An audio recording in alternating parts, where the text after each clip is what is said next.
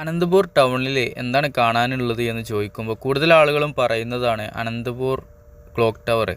അതായത് ഈ ഒരു ടൗണിൻ്റെ ഏകദേശം സെൻട്രൽ ഭാഗത്തായിട്ടാണ് ഈ ഒരു ക്ലോക്ക് ടവർ വരുന്നത്. മനോഹരമാണ് ഇത് കാണാൻ എന്നുള്ളതാണ്. ടൈം കാര്യങ്ങളൊന്നും കറക്റ്റല്ല അതിൽ കാണുന്നത് എന്നുള്ളതാണ് ഒരു മോശമായ അവസ്ഥ.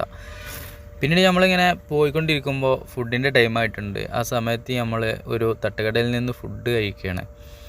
ഇവിടെ എരിവ് ഇഷ്ടപ്പെടുന്നത് കൊണ്ട് തന്നെ നമ്മുടെ നാട്ടിലെ നീണ്ട മുളക് ഉപയോഗിച്ചിട്ട് ഇവർ ഒരുപാട് വിഭവങ്ങൾ തയ്യാറാക്കും. അതിലൊരു വിഭവമാണ് അതുമായി ബന്ധപ്പെട്ടൊരു ബജി. നമ്മുടെ നാട്ടിലെ മുളക് ബജി പോലെ തന്നെയാണ് ഉണ്ടാക്കുന്നത്, പക്ഷേ ഈ നീണ്ട മുളകാണ് വെക്കുക എന്നുള്ളതാണ് ഒരു പ്രത്യേകത. ചില ആളുകൾ 2 മുളകൊക്കെ വെച്ചിട്ടും ബജി ഉണ്ടാക്കുന്നതൊക്കെ ആയിട്ട് കാണാൻ സാധിക്കാറുണ്ട്. അത് കുറച്ച് എരിവ് കൂടുതലായിരിക്കും. ഒരു മുളക് വെച്ചിട്ടാണ് എങ്കിൽ നമുക്ക് അഡ്ജസ്റ്റ് ചെയ്ത് കഴിക്കാം എന്നുള്ളത് ഒരു പ്രത്യേകതയാണ്. ഈ കയറിയ കട ഒരു ഫാമിലി ആയിട്ട് നടത്തുന്നതാണ്. ഇവർ രാവിലെ വന്നിട്ട് ഏകദേശം ഒരു ഉച്ചയോട് അടുത്തിട്ട് ഇത് ക്ലോസ് ആക്കിയിട്ട് പോകും.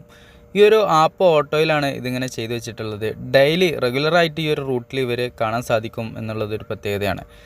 ഞാൻ ഇവിടുത്തെ ഫുഡുകൾ എന്തൊക്കെയാണ് എന്നുള്ളത് ട്രൈ ചെയ്യാൻ വേണ്ടിയിട്ടാണ് പോയത്.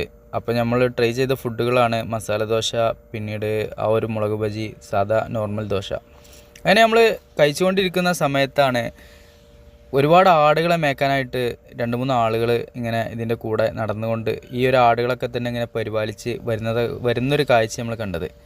ഒരുപാട് ആടുകൾ ഉള്ളത് കൊണ്ട് തന്നെ ഭയങ്കര രസകരമായിട്ടാണ് എനിക്കിതൊരു ഫീൽ ചെയ്തത്.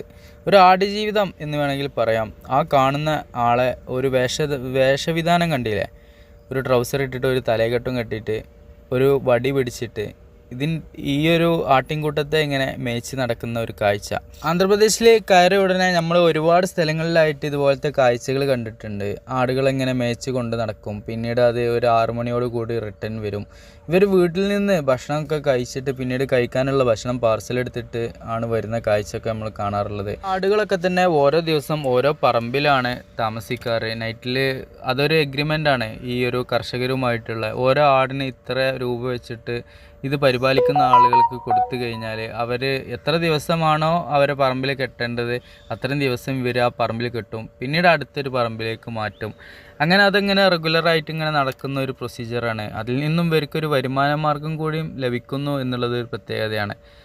കർഷകർക്കാണെങ്കിൽ ഈ ഒരു ആട് അവിടെ നിൽക്കുന്നത് കൊണ്ട് വളമ കാര്യങ്ങൾ ഇങ്ങനെയുള്ള സംഭവങ്ങളൊക്കെ തന്നെ ആ ഒരു മണ്ണിലേക്ക് കിട്ടും എന്നുള്ളതാണ് അതുകൊണ്ട് ഉണ്ടാവുന്ന ലാഭം. അങ്ങനെ നമ്മളിങ്ങനെ നോക്കി നിൽക്കെ ആടുകളെല്ലാം തന്നെ വരിവരിയായിട്ട് പോകുന്ന കാഴ്ച കാണാൻ അതിലും മനോഹരമായിട്ടുണ്ട്.